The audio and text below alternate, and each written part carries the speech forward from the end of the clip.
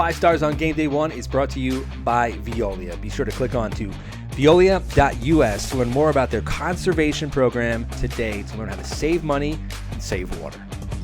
The opening week of league play is in the books. That means rivalry games are on the way here in Section 1 Girls Hoops, and we are going to get down to that and a whole lot more in this week's 5 Stars, brought to you by Veolia. I want to thank our friends at Veolia for all their support of Section 1 athletics here on Game Day 1. Kevin Devaney Jr. highlighting the best from last week. So I made you wait an extra day for our 5 stars, so I'm going to give you 6 stars for this week. But more than deserving, I probably could have went to 10 with all the nominees that I received from this past week. Of course, you can obviously nominate players on Twitter, on Instagram, by a text message, email, whatever you want to do. But let's get into it with our first player in this week's 5 stars, and we're going to call her Miss 2000, and that is Cadence Nicholas of Panas, going over 2,000 career points this past week in a very big week as Panas continues to roll along, 2-time defending Section 1 champions. They are now in Class AA, and they look really good, and Nicholas is a big reason why. 17 points in a win over Harrison on Tuesday. Follow that up. She needed 18 points for 2,000 for her career going into John Jay Cross River on Thursday. She got 18 points in the first half. Finished with 26 points. Only the 16th player in Section 1 history to score 2,000. And then on Saturday, followed it up with only 13 points in a win over Pearl River. A tight game, but Sofia Tavares, she was terrific in this game. She averaged 23 points per game last week in those 3 games. Those two together, just something very special that we should all enjoy in Section 1 Girls Hoops. Tavares will go over 1,500 career points at some point this season. A player who's also on the verge of going over 1,500 points is our next 5 star, and that is Caitlyn Raguso of Hen Hud. She's had obviously Hen Hud had a really slow start to the season, 1-4 start, and she has really helped turn things around. Another dominant week, 3-0 this past week. She had a probably better week 2 weeks ago, but this past week, 3 straight wins, and really did it in just what makes her so good is she does it in a variety of ways. So against Sleepy Hollow, she did it with defense. 8 steals in that contest as they ran away with that victory.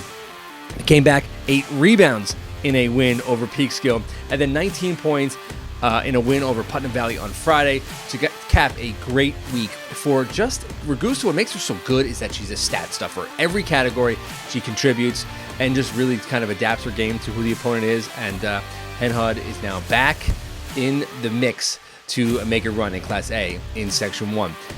Next up, team looking to make a run in Class AA is Harrison, and Mia Strazza is our next member of the 5 stars. Strazza has, again, we talk so much about what Harrison graduated in, and Strazza returns from last season. And, they're a team that no one's going to want to face down the stretch because she could have games like she had against Byram Hills where she goes for 34 points in that win.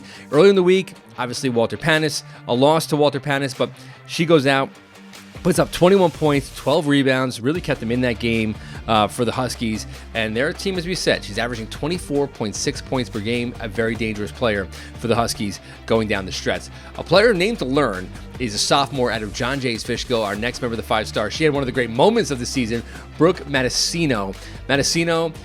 Before we get into, obviously, the highlight of the week, let's talk about the week as a whole. 3-0, the Patriots go this week, bouncing back after a tough week the week before. 19 points, 9 rebounds in a win over Clarkstown North. Then she had 21 points, 3 rebounds, a pair of assists in limited time against Poughkeepsie. And then the big game, 28 points, 6 rebounds. She had 4 assists, 5 steals, and then the buzzer beater in overtime to beat Arlington. Really just an amazing shot by Brooke Mesino for John Jay's Fishkill. And she has them rolling along. Another team rolling along in Class AA is Fox Lane, and Riley New is a major reason why. Riley New was so good again this week, really doing it in all facets as well. 4 games they played in 6 games. They went 3-1. New averaged 16.3 points in those games, 4 rebounds, 3.5 assists, had 11 steals total, 15 deflections, a very underrated stat in girls basketball. She just makes so much happen on the defensive end. She made an incredible play in the win over John Jay Cross River, stealing the ball on the inbounds in the final minute, and then made the game-winning free throws in a 1-point victory. She was 3 of 4 at the line in the fourth quarter and was stellar on defense. So Riley New is our next member of the 5 stars. And then our next member of the 5 stars is Maggie Plotkin. Now, Westlake is a team, obviously, we talked about the injuries they sustained and the players they lost. Well, Maggie Plotkin and Olivia Salage, 2 veteran players from this Westlake team, they're not just going to let the season fall apart. And Plotkin was so good last week, really had some of the best games of her entire career for the Westlake Wildcats. She goes out and puts up 18 points, 7 rebounds, and 4 steals in a win over Putt Valley.